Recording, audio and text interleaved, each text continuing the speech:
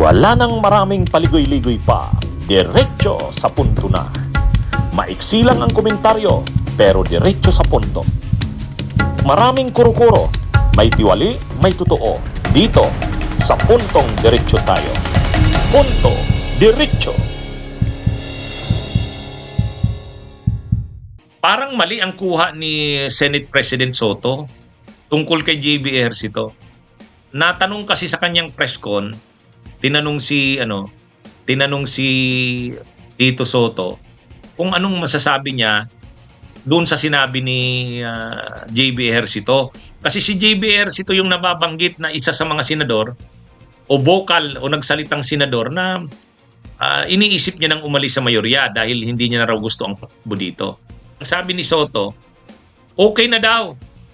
Yung sinabi daw na yun ni JB Ejercito, mga 2 weeks ago pa raw yun. Ang issue daw doon, ang sinabi yun ni JB Ejercito, insertions.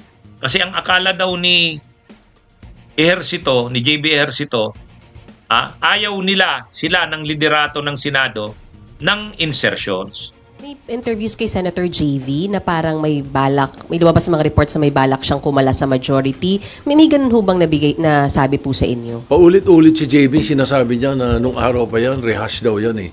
And he was interviewed and quoted that, I think about more than 2 weeks ago, when the issue of the interview of Senator Lacson mentioned about certain insertions of some senators or almost all like that. Parang ganun yung ginabi. That was the reaction of Senator JV the following day. Pero nang nakausap niya daw ito, nalinawan na daw na sinabi niya, hindi naman bawal ang insertions. Yung mga insertions naman na in-insert na doon mismo sa proceedings ng Senado o budget process ng Senado, okay yon. Ang hindi pwede yung mga patago, pasikreto.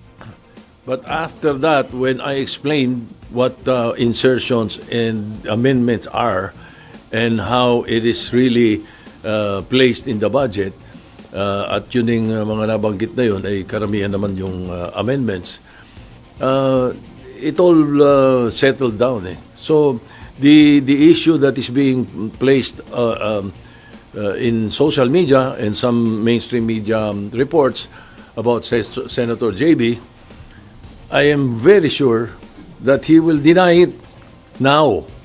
You know, he did say that before. But in fact, I was on the phone with him yesterday telling him about plano ni Senator Lacson. And he was quite worried. Sabi niya, mahirap papag-usapan natin, parang gano'n.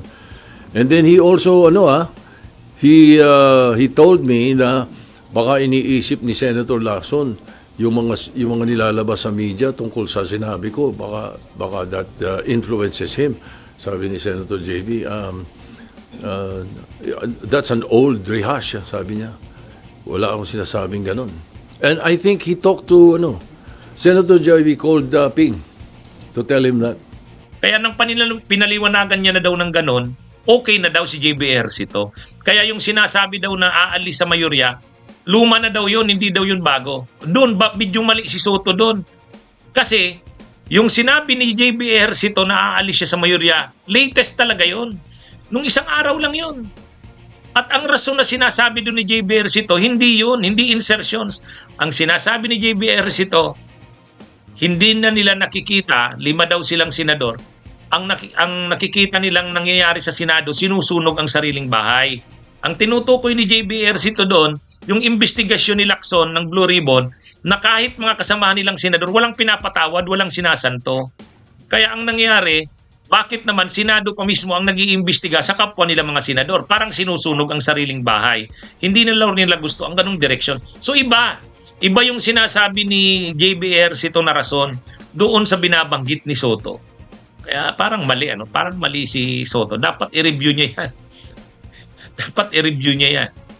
Panuorin nyo ang mga dyan. I think magkakaroon pa ng isa, pero ang sa amin kasi, ako personally, ang nagsabi kami sa kanya na sa leadership kay Senate President Tito Soto na siguro maganda ito after na i-wind up na natin kasi napaka-awkward no na we are investigating ourselves no involved yung mga kasama natin sa house ganun din po. Mas maganda i-turn over na to sa ICTI. Tsaka nakakalungkot dito na to be honest doon. Nalulungkot ako sa direction kasi parang yung tunay ng mga salary nag-umpisa sa mga DPWH officials no, yung kay Bryce Hernandez, kay Alcantara, hanggang kay Bernardo. Ang tunay naman na salarin po dito, sino ba nagsimula ng mga modus dito? Sino ba nagbebenta ng mga proyekto? Sino ba yung may parking? Sino ba yung may mga legislator na contractor? Hindi naman po sa Senado yun. Sa House po yun, sila Saldico po nagsimula. At mukhang nalilihis ang direksyon, mukhang iniisa-isa yung senador, parang natatakpan yung mga tunay na salary kasi dapat malaman natin dahil sila nagsimula ng modus net. Tingin ko all. Huwag din niyang sabing almost all. Tingin ko all. Kasi talaga? alam niyo, isa sa, yung insertion hindi po masama yan. Ngayon na lang po napasama yan. The amendments is part of our job as legislators. Kaya nga po kami, after may pasay National Expenditure Program o yung President's Budget, dumadaan po ng Kongreso yan. No? Kaya ho kami nagbabudget hearings para mapakinggan ang concerns ng bawat ahensya at departamento. At yung pong sinasabing insertions, ini-introduce namin yan yung amendments. Sabihin na natin amendments kasi ang sama na ng insertion no? We introduce amendments after the budget hearing, during the budget hearings or deliberations kapag yung mga ahensya, departamento na amin pong in-sponsor. In my case, DOTR po ako kahapon, nagsimula kami ng budget hearings. Ang ina-aprobahan, meron silang proposed budget. No? Halimbawa, para sa kanilang mga proyekto, yung mga railway, mga airports, at iba pa. Pero ang ina-aprobahan ng DBM through the National Expenditure Program, ito lamang. So, kung titignan mo kulang na kulang kaya ang trabaho namin ako bilang chairman to introduce or to recommend yung pong amendment o insertion. Halimbawa po yung DOTR, no, yung pong railway system natin, yung Metro Manila Subway System, North-South Commuter Line. Bagamat yan po ay loan from Japan, from JICA, meron po tayong government participation, yung GOP na tinatawag. Nabawasan po yan na dati na ilagay sa program funds. Tinulak natin na mailagay sa program funds at mapundot kasi po nagkaroon ng delays sa payment na nakakahiya. No? So, halimbawa, yung airport naman po, idagdag natin yung mga airports. Meron tayong mga bagong airport natin na gustong ma-develop para po sa turismo at ekonomiya, yung Mati Airport, yung Camiguin. Hindi rin po nakalagay po yan sa National Expenditure Program. Pagkatapos po nitong ating budget hearing, I will recommend to put amendments. Maglalagay ako ng 200 million, 300 million na may pagkukunan na iba. Bunyog, bunyog, halikan na kasama ka. Bunyog, kapag buklod ay may pag-asa.